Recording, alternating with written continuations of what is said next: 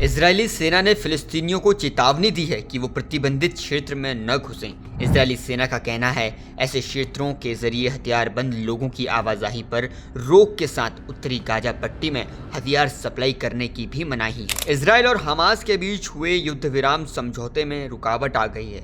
Hamas ने Israel पर युद्ध विराम समझौते के उल्लंघन का आरोप लगाते हुए बंधकों की रिहाई रोक दी। हमास का कहना है पिछले 3 हफ्ते में इजरायल ने बार बार युद्ध विराम समझौते की शर्त तोड़ी है। अमेरिकी राष्ट्रपति डोनाल्ड ट्रंप की गाजा के लोगों को दूसरे देशों में बसाने के प्लान और हमास को नेस्तनाबूद करने की धमकी के बीच ये घटनाक्रम हुआ। फिलहाल इजरायल और हमास के बीच तनाव बढ़ गया है और युद्ध विराम समझौता का जो खतरा है वो भी बढ़ गया है। एक्सपर्ट इसे इजरायल के लिए बेहतर संकेत नहीं मान रहे हैं। इजरायली मीडिया रिपोर्ट के मुताबिक हमास के इस फैसले से अमेरिकी राष्ट्रपति डोनाल्ड ट्रंप एडमिनिस्ट्रेशन और उनके पश्चिम एशिया के प्रतिनिधि स्टीव विटकॉफ के लिए एक सवाल खड़ा हो गया है।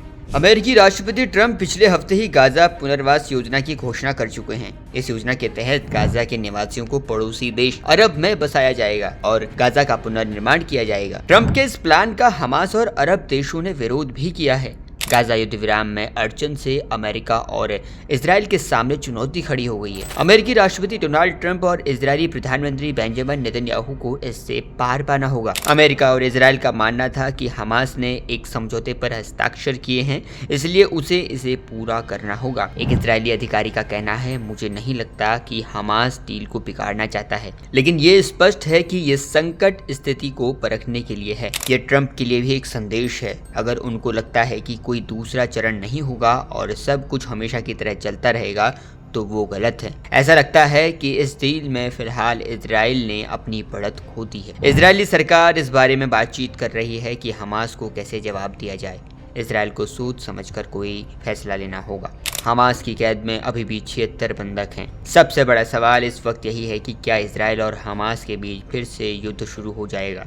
आने वाले दिनों में इस पर जरूर कोई फैसला सामने आ जाएगा। ट्रंप लगातार गाजा को लेकर विवादित बयान दे रहे हैं। कभी वो फिलिस्तीनी को मिस्र और जॉर्डन में बसाने की बात करते हैं तो कभी गाजा को खरीदने की बात करते हैं। इस बीच मंगलवार को जॉर्डन के राजा ने अमेरिकी राष्ट्रपति डोनाल्ड ट्रंप के साथ व्हाइट हाउस में मुलाकात की। इस दौरान किंग अब्दुल्ला ने फिलिस्तीनियों को विस्थापित करने के खिलाफ रुख को फिर दोहराया। किंग अब्दुल्ला ने एक्स पर पोस्ट कर लिखा, आज व्हाइट हाउस में राष्ट्रपति ट्रंप के साथ एक रचनात्मक मीटिंग हुई।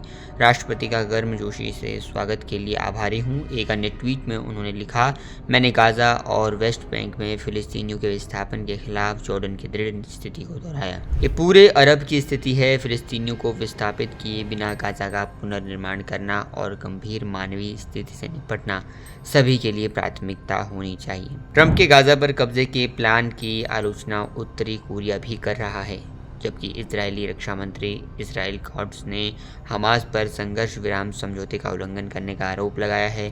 उन्होंने कहा कि डोनाल्ड ट्रंप ने कहा कि सीज़फायर को समाप्त करने का फैसला इसराइल का होगा। अगर हमास ने शनिवार तक बंधकों को रिहा नहीं किया तो समझौता खत्म करना ही सही होगा। चुनाव से पहले डोनाल्ड ट्रंप कह चुके थे अगर वो सत्ता में आते हैं तो इसराइल और हमास का युद्ध रुकवा देंगे, और वही हुआ। जब से वो सत्ता में आए हैं इसराइल और हमास के बीच शांति समझौते भी चल रहे थे, लेकिन अब स्थितियां ठीक होती हुई नजर नहीं आ रही हैं और ऐसा लग रहा है कि ये युद्ध फिर से शुरू हो सकता है। इसीलिए इजराइल ने अपनी सेना को भी अब अलर्ट मोड में रख दिया है। आपको बता दें कि मिडिल ईस्ट में हालात बहुत अच्छे नहीं दिख रहे हैं। हमारी नज़र मिडिल ईस्ट के सभी देशों पर बनी हुई है और ख़ासकर इजराइल और हमास के बीच में बनी हुई है। वहाँ से एक एक अपडेट ग्राउंड जीरो की आप तक सबसे पहले जनसत्ता पहुँचाएगा। आप जुड़े रहिए जनसत्ता के साथ और हमें बताइए कि इजराइल और हमास के इस विवाद को अब आप कैसे देखते हैं। कमेंट सेक्शन में लिखकर बताइएगा। जुड़े रहिए जनसत्ता के साथ।